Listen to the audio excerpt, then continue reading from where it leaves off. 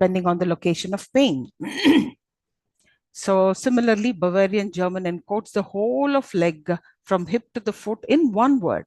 So this cultural encoding also changes with time. Germans had only one word for happiness, Glücklich, Glücklich, and that means happiness, right? So in modern times, there are two words. It is like Glücklich, deep happiness, and happy, pronounced as happy. Happy for superficial happiness, right?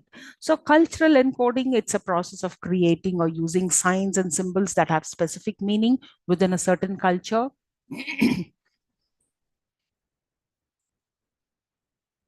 The number 13 can be culturally encoded as a sign of bad luck, especially in Western cultures, or as a sign of good luck, especially in Chinese culture. So this is nothing but cultural encoding. Now, the gesture of nodding can be culturally encoded as a sign of agreement, affirmation, or greeting, especially in Western cultures, or as a sign of disagreement, refusal, or farewell, especially in some Asian cultures.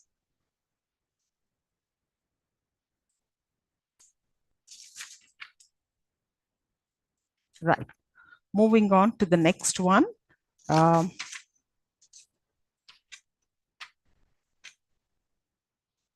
That is completely a new unit.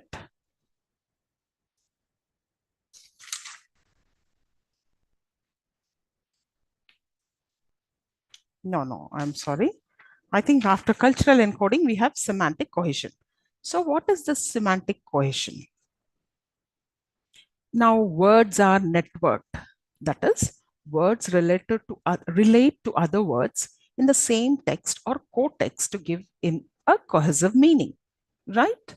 So semantic cohesion is a chain of related words that contribute to the continuity of the lexical meaning of the text. Now, these lexical chains are units of text about the same thing. Now, these are linkages within a text that hold the text together. So it can be achieved. This kind of a cohesion of the semantics can be achieved by using devices such as reference, substitution, ellipsis, deixis, etc. And as a sign of a word relates to other words or signs that give it a specific value in the verbal text itself or co-text. Now, the lion is the king of the jungle. He has a majestic mane and a powerful roar. This animal can hunt large prey and defend its territory from other predators. So in this text, there is semantic cohesion between the lion, he, and this animal because they are all related by reference relation. They refer to the same entity. So that is called semantic cohesion. And there is also a semantic cohesion between the jungle, its territory. Right. Now coming to the next one, it is greetings and compliments. Now, when we look at greetings in different languages, the role of language in culture gets highlighted. Now, some cultures have very short and crisp ways of greeting each other, which finishes in a couple of exchanges. But some other cultures have an elaborate ritualistic greeting, which runs into several exchanges and takes up quite a lot of time. Now, the way communities use non-verbal language and other behavior is also culturally encoded. For example, French people like they like a good handshake to greet each other, whereas Americans in certain situations just smile at each other as a way of greeting. People from Arab culture hug each other and hug each other of the same gender as a form of prelude to greetings, which is followed by an elaborate exchange of words. So the way people respond to compliments is also culturally encoded. Now, Americans usually respond with a warm thank you when somebody compliments them on their dress or their things. The French, on the contrary, feel compliments are in as an intrusion into their privacy and immediately downplay the compliment. Some may not like these kind of compliments. So this seems similar to some cultures in India, though for different reasons. There's a quick denial to compliments among speakers of Indian languages because they feel quite embarrassed. Though bilinguals who use English very often respond to compliments with a big thank you. Now, if you happen to compliment an Arab about her bag by saying your bag is very beautiful, she would immediately respond with, please take it, it is yours, and insist on your accepting it as a gift. Or if she can't offer it immediately, she would say, your eyes are beautiful, implying that it is not her bag, but your eyes that are beautiful, a return compliment. Right.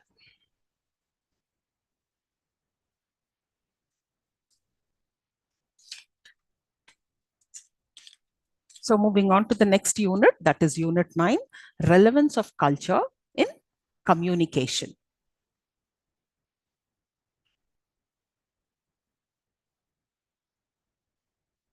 So the first thing I would like to talk about the culture, relevance of the culture in communication is misreading of the message.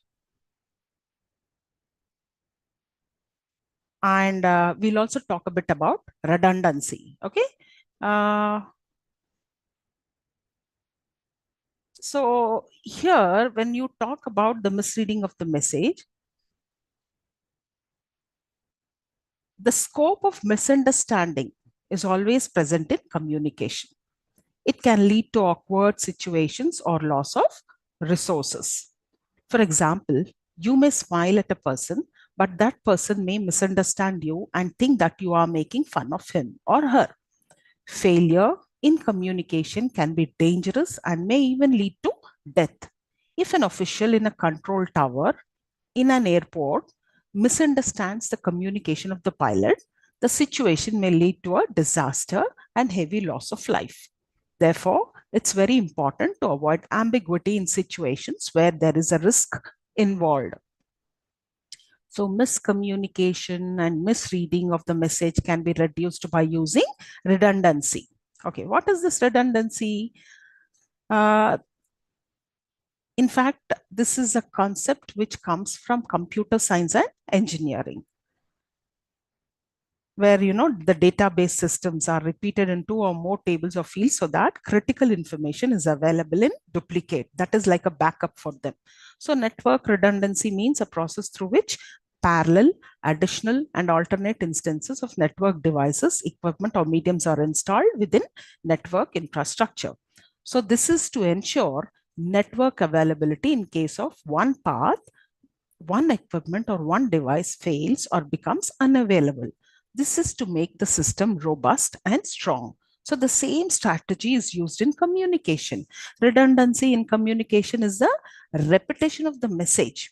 You repeat it either twice or thrice in more than one way so that the message becomes clear and there is no scope for misunderstanding.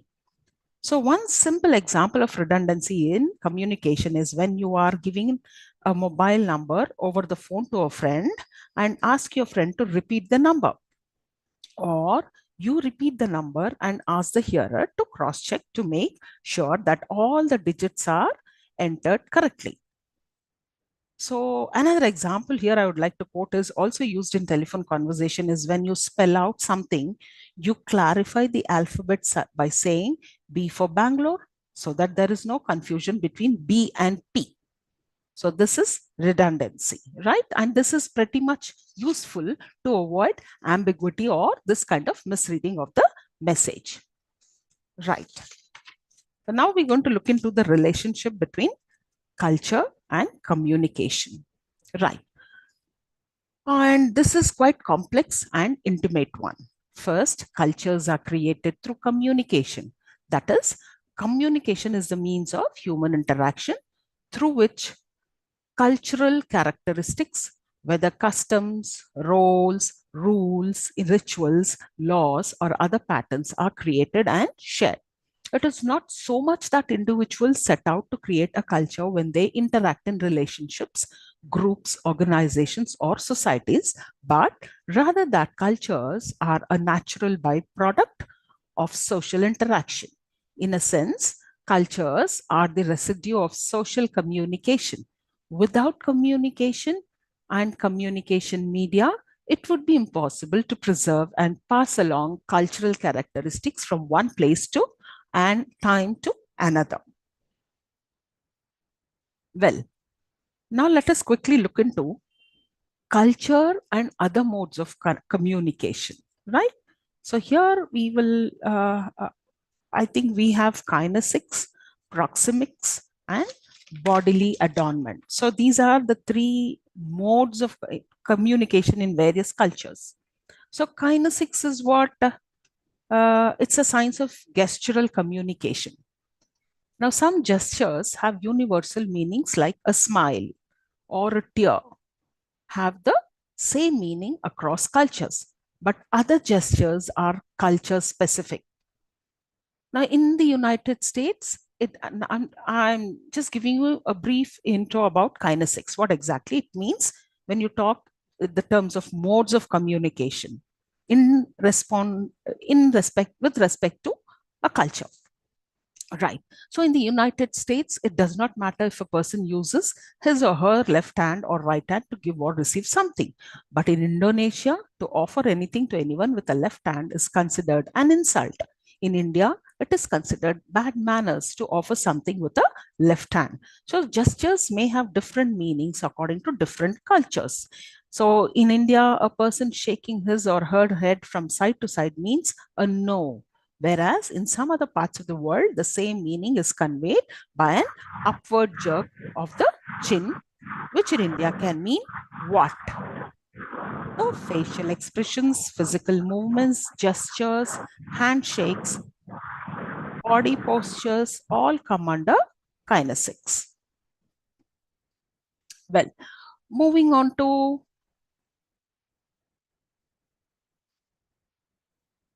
the proxemics. So proxemics is the study of cultural use of space. Proxemics itself means space, the kind of space you have between two people. So it tells us in what ways communities organize space around themselves and others depending on the situation. So the use of space is defined differently from culture to culture. For example, in a London post office, even if there are two people, they would stand in line and wait for their turn to buy a stamp. On the other hand, in India and in Mexico, people crowd around a counter and push each other to buy something.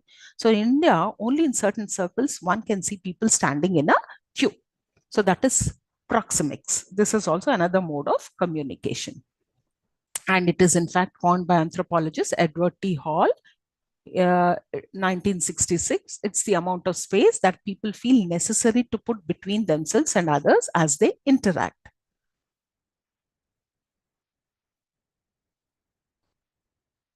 Well, the other one is bodily adornment. Now, this is actually a non-verbal communication, of course. Same with the kinesics, proxemics, bodily adornment, all these, there are also different modes of communication, but which they fall into non-verbal communication. And here in bodily adornment, it involves uh, uh, bodily adornment. That is, the conventions of dress and bodily adornment serve as ready indicators of social status that affect behavior and social interactions between strangers. Now, for example, you will behave in a careful manner with a person in a police uniform. If the same person comes before you in a clown's dress, you will be more relaxed and free in your interactions. Now, headgear, jewelry, type of dress are all indicators of social status in particular tribes or ethnic groups and cultures. American anthropologists have written a number of anecdotes on how they were saved from a very embarrassing situation by reading the grammar of bodily adornment. Now, in India, again, sindoor and toe rings are indicators of a woman's marital status. So in other parts of India, you also see a nose ring used to be the indicator of the status of a woman's husband, the heavier the golden ring, the higher the social status of the husband. So this is nothing but it's a bodily adornment, right? Now, this next we are going to talk about the communication among high and low context cultures. So high context cultures, we will use communication that focuses on underlying context, meaning and tone in the message, and not just the words themselves. So countries that fall into the categorizations of the high context cultures are Japan, China, France, Spain, Brazil, and more. In fact, these high context cultures have a strong sense of hierarchy, like father, son, patriarch, family, boss, subordinates, and they are collectivists in nature. That is, they believe in close relationships over a long period of time. Communication in this type of culture depends more on internalized information,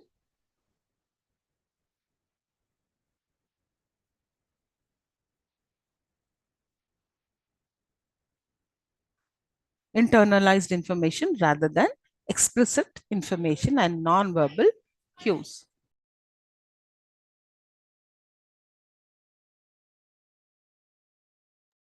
Now, another point I want to mention here is high context culture people are comfortable standing close to each other. They prefer learning and problem solving in groups, saving, their reputation and honor is very important. High context cultures are slow to change. Now, in fact, they constitute about 70% of the world's cultures, according to Tung. Right. Again, on the other side, low context cultures expect communications to be explicitly stated so that there's no risk of confusion. And if a message isn't clear enough, it will slow down the process of communication. In the most extreme cases, leaving any sort of wiggle room for interpretation can be disastrous. Now, some of the cultures that fall into low context communication are Western cultures like the UK, Australia, and the United States. Now, these are actually the low context culture refer to the group of people or societies that have a sense of individualism. They do not believe in hierarchy. They have many connections, but for a shorter duration of time and for specific reasons. Now, communication in this culture depends on explicit rules which are written, formal, and available in the public domain.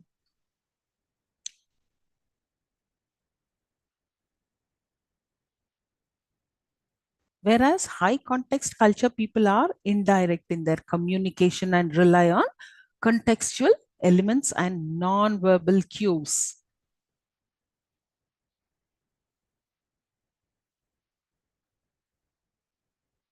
Right.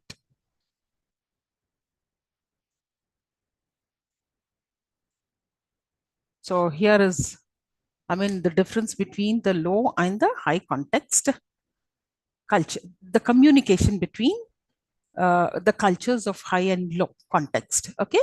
So here you can see the low context communication. They need a specific, they want detailed, precise, poorer at decoding, unspoken message. They are very poor at decoding an unspoken message. Unless and until it is clearly mentioned, they will not be able to decode it. Then even the body language, they are very poor at decoding the body language too. They cannot get the cues or prompts from the body language too. Whereas high context communication, they are very less direct, emphasis on human relations, more sensitivity to non-verbals feelings of others. They're quick to react. They can get a cue from the way the others are feeling. The feelings and the gestures or the emotions, they can quickly react to it. That is the high context culture. Right. Then next we move on to the cultural barriers to effective communication.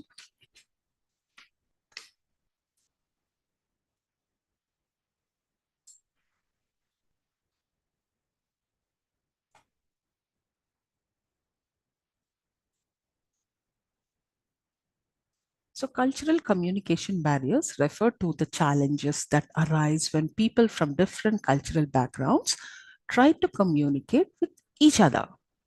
These barriers include language differences, cultural norms and values, nonverbal communication differences, and preconceived notions about other cultures. So, this could be a barrier, right?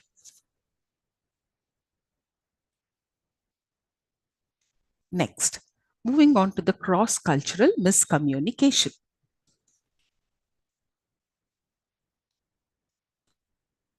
So, here, when I talk about the cross cultural miscommunication, so when people of such diverse backgrounds come together in an international setting for any political, business, or personal purposes, there are bound to be problems. So, an example of miscommunication is of a Canadian businessman meeting with a high ranking Kuwaiti official. Now, the meeting is held at an open office and it is constantly interrupted by a flow of people. This is how the offices of high ranking officials are, and this is how meetings are done in Arab culture. Whereas in low context cultures, high officials have closed offices and business meetings are given priority and never interrupted. So, based on his culture, the Canadian thinks that the Kuwaiti official is not a high ranking one, as he does not have a private office and a secretary monitoring people from entering an important business meeting. So the result is that the Canadian loses interest in working with the Kuwaiti.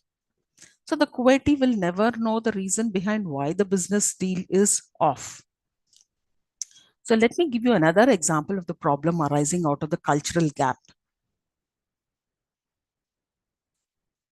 So a large number of plane crashes are due to the miscommunication and language issues between American pilots and South Korean co-pilots.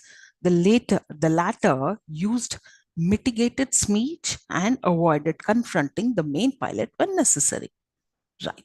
So this is a cross-cultural miscommunication happens because not speaking the same language can cause a myriad of misunderstandings and is considered the most crucial barrier in cross-cultural communication. So verbal communication is very, very important in every context, but the meaning of words can literally get lost in translation. If one person isn't aware of the exact meaning of a word, it may be misunderstood or misinterpreted by the other person and lead to a conflict of ideas. Right. Strategies for effective cross-cultural communication.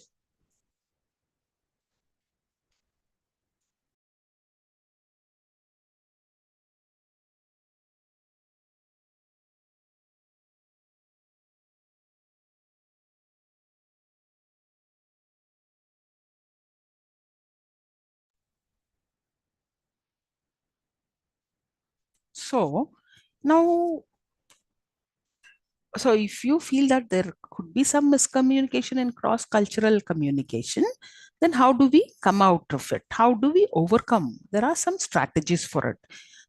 Like for example, for effective cross-cultural communication, one has to speak slowly and clearly. Use short and simple sentences. Then maintain normal volume. Use different words to express the same idea. Prioritize and sequence your instructions.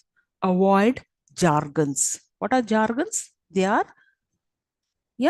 they're specific words to a domain specific words, you need to avoid using them. Then respond to expressed emotion. Right. So adapting communication styles, is very important in overcoming cultural barriers. People from different cultural groups may find communicating easier if they know each other's communication styles. It's important to learn how to adapt to different communication styles to avoid conflicts of ideas. Right. So moving on to the next block, that is language variation. Block 4.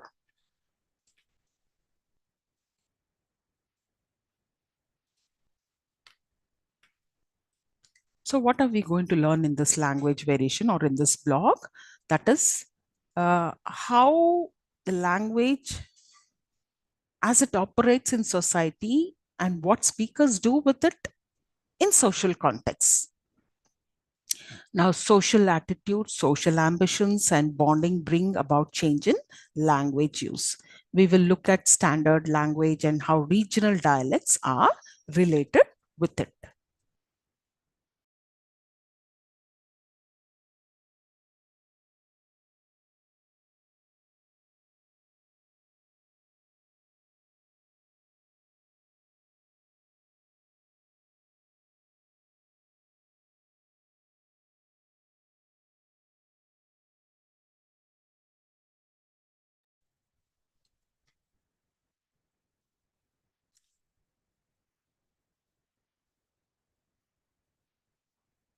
So language usually changes when it spreads spatially, bringing regional variations. So the language varieties are also triggered by social context, status of speakers, and situation.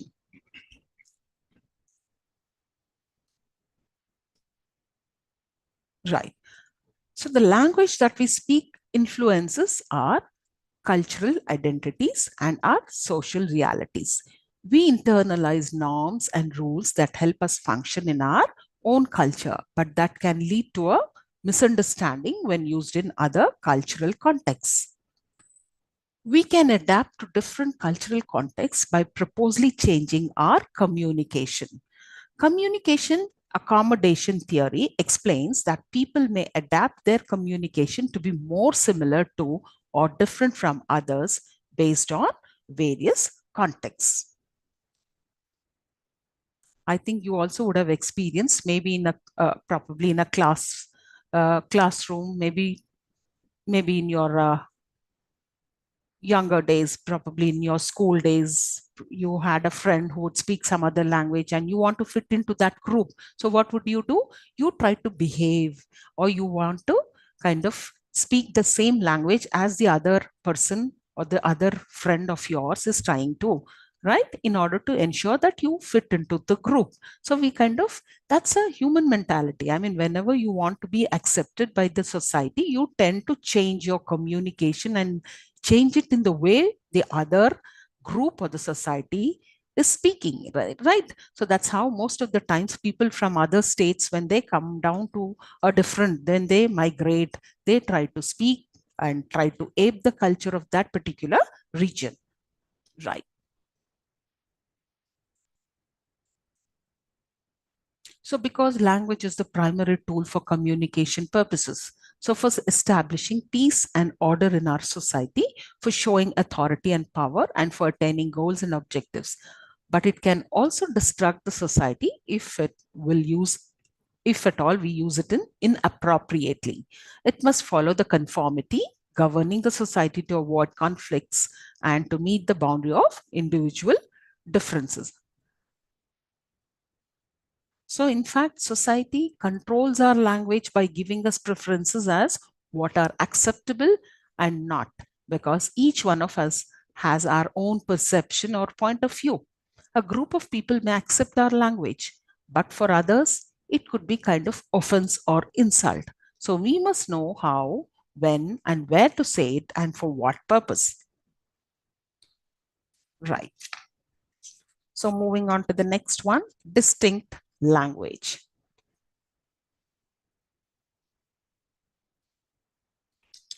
So, what do you understand by this distinct language?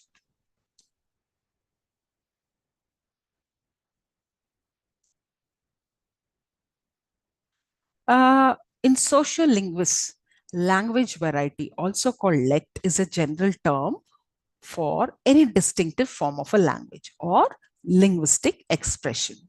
Now, linguists commonly use language variety or simply variety as a cover term for any of the overlapping subcategories of a language, including dialect, register, jargon, and idiolect. Now, when I call a language to be distinct, I mean, it's like it stands out, then these are certain things which can be looked into. That is the vocabulary comparison, mutual intelligibility, standard language, autonomy versus heteronomy. So when I talk about the vocabulary comparison, so one common way of measuring the degree of difference or similarity between two languages is to compare their vocabulary. Vocabulary comparisons are frequently done through a carefully made list of core terms found in every language. Words like woman, home, head, and rain, etc. And the words from different language traditions are then compared for similarities. Even when such a systematic method is used, there is still a problem of defining where to draw the boundary of one distinct language. Then coming to mutual intelligibility. Now, this is a criteria which was devised very early to distinguish between two different languages, and it worked for some time, and it is mutual intelligibility. Now, mutual intelligibility means comprehensibility or understanding. If two people speaking two different varieties understand each other under the varieties are considered to be dialects of one and the same language. Now, people speaking Hindi and Urdu understand each other, but these are considered to be two distinct languages and not two different varieties of the same language. Now, people speaking Serbian, Croatian, Yugoslavian languages understand more than 90% of the three languages, but they are considered to be three distinct languages and not three varieties of the same language.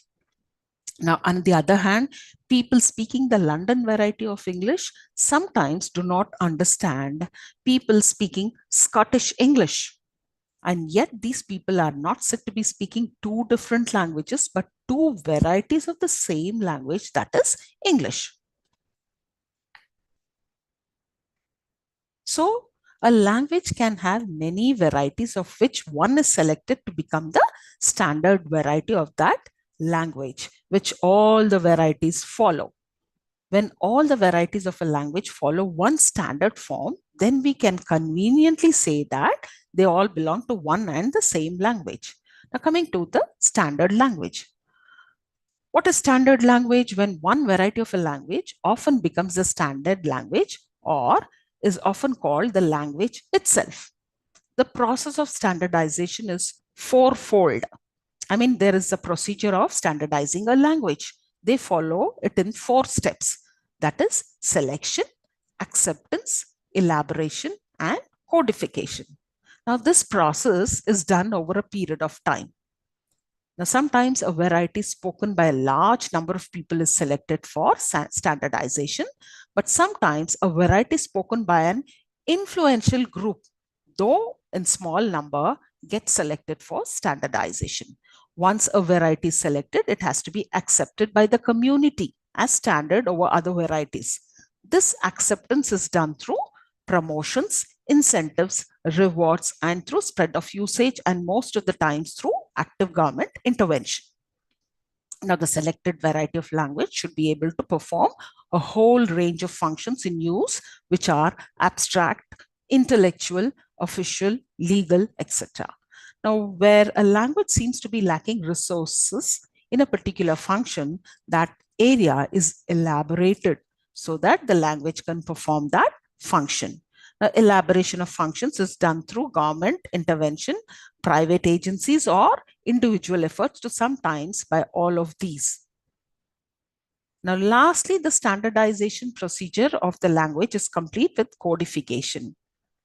How is the codification done? By setting up official rules of grammar, orthography, pronunciation, syntax, vocabulary, and by publishing grammar books, dictionaries, and handbooks for the use of the language. Right. Next comes autonomy versus heteronomy. Now, the notions of autonomy and heteronomy are important, deciding the lines between languages and dialects, and these are more of social, cultural, and political factors rather than linguistics. Autonomy is independence and heteronomy is dependence. For example, German and Dutch are two independent languages, so they are autonomous. A dialect is heteronomous with respect to the standard language it follows. The non-standard dialects of Germany, Austria, and Switzerland are all heteronomous with respect to the German language because they all follow standard German, irrespective of the fact that they are not mutually intelligible.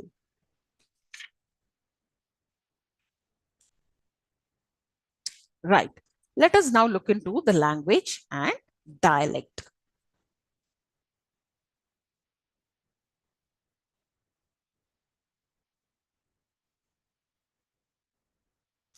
In fact, there are two functions of language. What is it? The first one is building relationships among people, and the second one is the clue bearing functions of language. What is clue bearing function? It means that the language a speaker uses gives out clues or important details about the speaker. For example, as to where the speaker is from, that is the region, which strata of society the speaker is from, or the social class of the speaker, and so on. Now, our accent, our speech show where we come from and what background we have. So this is in fact a reflection of the close relationship between language and society. Now let us quickly look at dialect. So varieties of language develop for a number of reasons. Differences can come about for geographical reasons. People who live in different geographic areas often develop distinct dialects, variations of standard English. Now those who belong to a specific group, often academic or professional, tend to adopt jargon that is known to and understand by only members of that select group. Even individuals develop idiolects, their own specific ways of speaking. Now, the dialect is, the dialect which contains lect within the term derives from the Greek word dia, meaning across or between. And legain means speak.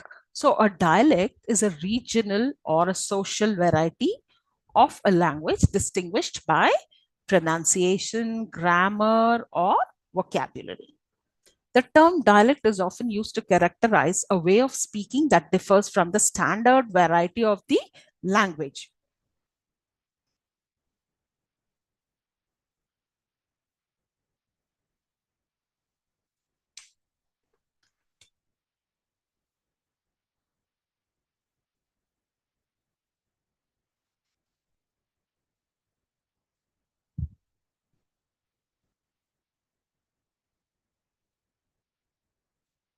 Yes. Coming to the regional dialect, what does it mean? So now we understood what a dialect is, right? So regional dialect,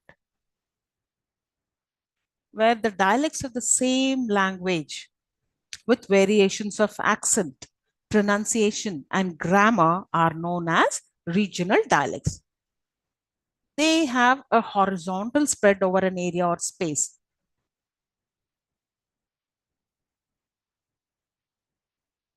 Now, for example, an English speaking person from Alabama and an English speaking person from Boston can usually understand each other, though each may find the other's pronunciation and grammar a bit peculiar. We may call these two varieties as regional dialects of American English. Now, for another example, from closer home, that is Telugu spoken in Telangana is different from Telugu spoken in Andhra region in terms of pronunciation, lexis, and grammar. So within each of these regional dialects, there are social as well as regional variations. Now, it is possible that speakers of Chittoor district may have difficulty in understanding the Telugu of Srikakulam district. Yet, since both these varieties follow the same standard Telugu language, we may call these regional or social dialects of Telugu. Right. Now, what is dialect continuum?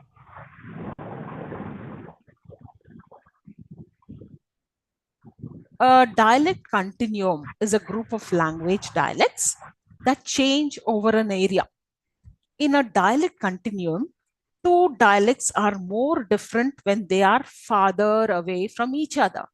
People in the dialect continuum who are nearby may understand each other when they speak.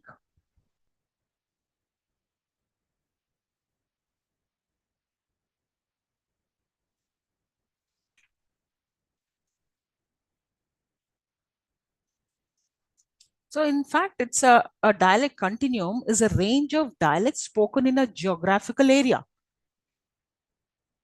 Like in geographically close areas, dialects differ slightly from each other, and geographically distant are as they differ considerably. For example, if there are dialects 1 to 10, then dialect 1 and 2 are mutually intelligible.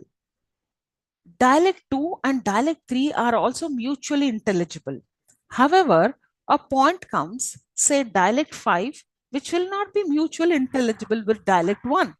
But dialect 5 and dialect 4 or dialect 6 are mutually intelligible. So this area from dialect 1 and dialect 10 is called a dialect continuum. Now, for example, rural dialects of Portugal, France, Italy, and Spain are the best examples for the dialect continua. That is, there is always mutual intelligibility between dialects of neighboring villages. Now, there's another dialect continuum in Scandinavian area among the languages of Denmark, Sweden, and Norway. Now, again, dialects of Arabic from Morocco to Iraq form a dialect continuum. In India, there is dialect continuum among the Indo-Aryan languages in the area of northern India. Right. Moving on to the isogloss and dialect boundary. So when it is a term, isogloss is a term used for a line drawn on a dialect map which marks off an area which uses a particular variant from another neighboring area which uses a different variant. Dialect boundaries, when a number of isoglasses come together, a more solid line can be drawn, which indicates a dialect boundary.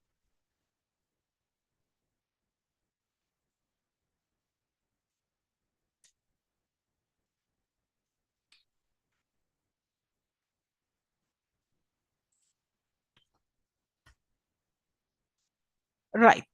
Moving on to the accent. What is accent? What do you understand by accent? It's a way of pronouncing a language or a dialect or a variety. An accent is a way you pronounce a language. Considering that all of us speak in distinctive ways, it is reasonable to assume that there are endless types of accents in the world or even inside a country or region.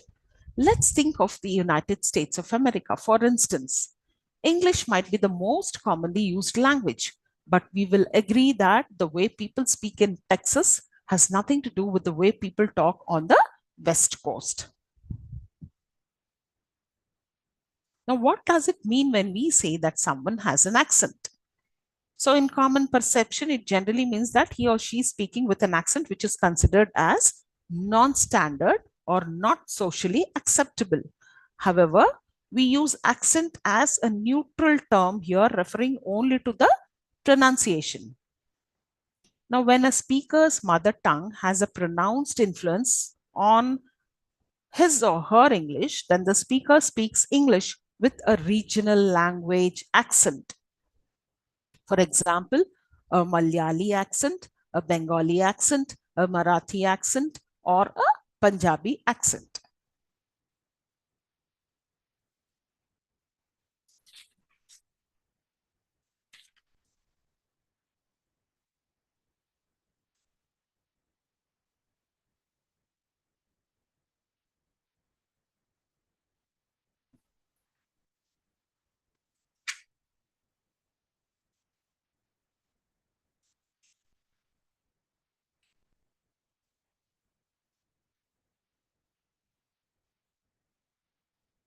Then we will move on to communicative competence, notion of ethnography of speech, and discuss the concept of um, style and register. Then ethnography of communication. In 1974, Delheims proposed a framework for analyzing speaking, taking into account the various factors that are important in a speaking event. He called it ethnography of speaking and later elaborated the term as ethnography of communication. Now, he describes the various relevant aspects in the acronym speaking. Now, in this acronym, each letter, that is speaking, stands for a different aspect as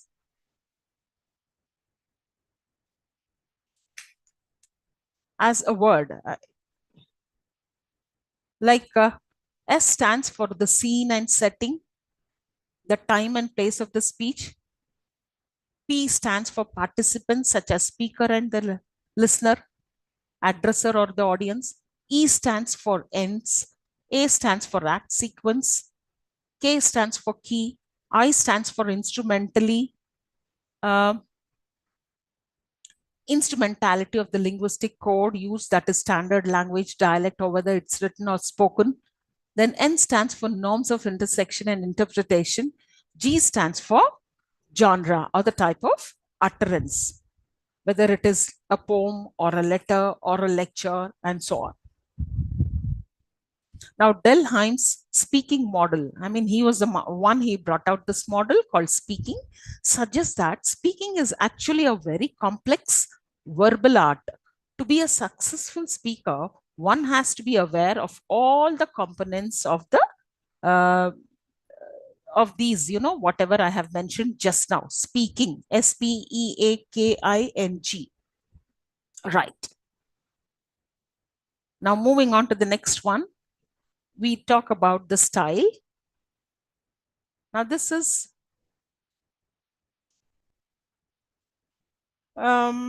it was the term style has been used both by literary stylisticians and social linguists.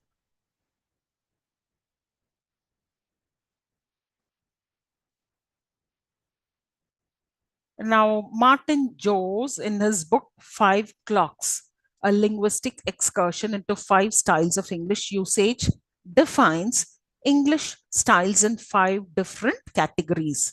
Now, these are frozen, formal, consultative, casual, intimate. These are the different styles of our communication. Now, in frozen, it has ceremonial use of language, archaism. It's only one way of communication, usually in printed form. Example, pledges, ceremonies, Shakespeare's plays, etc. So this is a frozen style. Whereas a formal, this style uses formal words and expressions. No short forms are allowed. Sentences are complete and well structured. The examples are introductions, lectures, meetings, academic papers, etc. Now, consultative. This is mostly unplanned speech. Both the speaker and hearer participate, and there is feedback. Example would be doctor-patient, communication between a doctor and a patient, teacher and a student, interactions, etc. That is consultative. There's again a casual. This is a style which is quite informal expression. Short forms are allowed. Example, between colleagues, between friends, in informal meetings, you have this casual form. Coming to the intimate, this style uses economy of words, sentences need not be complete. Use of non-verbal expressions, gestures. There's a lot of shared background between the speaker and the listener. Both the speaker and the listener participate. Now, examples such as conversation between family members, close friends, etc. So these are the 5 styles. They are like 5 different time zones, and you need to adjust your clock according to your time zone. In other words, you have to choose your way of speaking according to the context, whether it should be frozen, formal, consultative, casual, or intimate.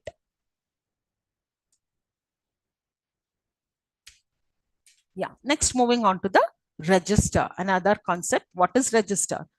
Now, what is registers? There are sets of language items associated with discrete occupational or social groups. For instance, I'll give you some words of registers such as surgeon, surgeons, airline pilots, sales clerks, jazz fans, employ different registers. He further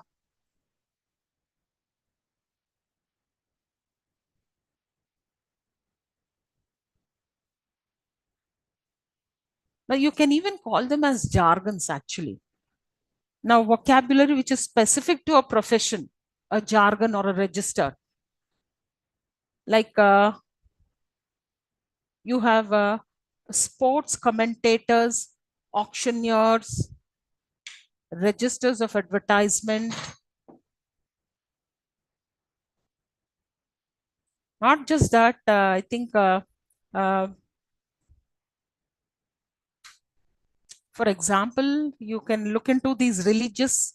I'll just read out a sentence. Shall we indeed accept good from God and shall we not accept adversity? Is a religious register. Now, legalese. Legalese is legal kind of a register. In witness whereof the parties hereunto have set their hands to these presents as a deed on the day, month, and year herein before mentioned. Now, for an advertisement.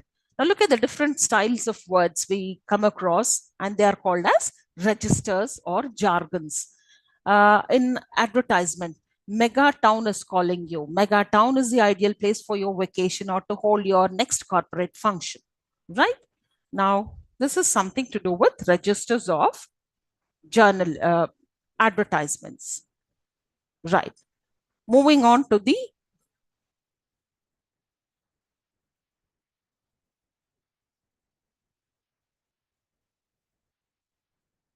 idiolect. What is idiolect? Now, this is an individual's unique use of language, including speech. This unique usage encompasses vocabulary, grammar, and pronunciation. This differs from a dialect, a common set of linguistic characteristics shared among a group of people.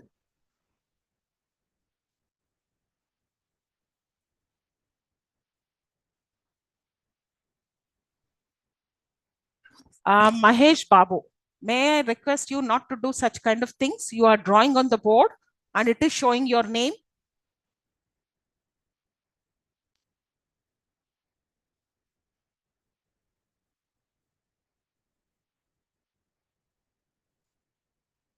So a dialect is a version of a language spoken by a group of people.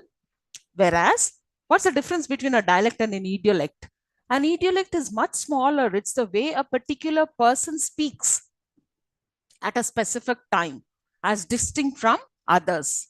This word is mainly used by linguists when discussing differences in speech from one person to another. So, dialect A group of people. Okay, that's a version of speech of group of people. When you call idiolect, it's one single person, an individual. That's an idiolect. Right. Yeah. But no issues, because I'm distracted over here, ma. No issues. Right. Next.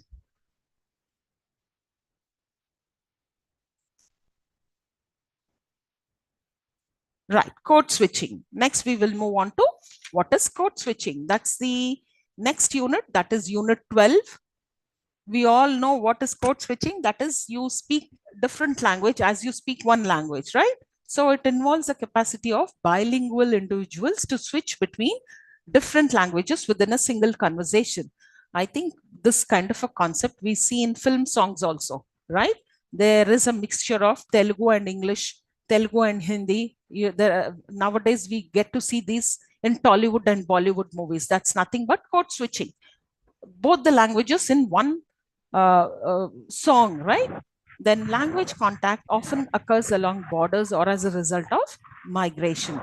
So the transfer of I also have realized that I think even in some of the Telugu, especially. Yes, ma'am. The people who actually rap a lot, they actually Oh, leave. yes, Yeah. yes. Oh, yes, sir. I'll be finishing it in a while. In another couple of minutes, I'll be finishing it. Yeah. Okay, ma'am. Right. Yes, as promised, I'll definitely share the PPT. Okay. And then I have your WhatsApp group number. I'll have to fine tune this. Yes, today is the last class. So I have your group admin's number.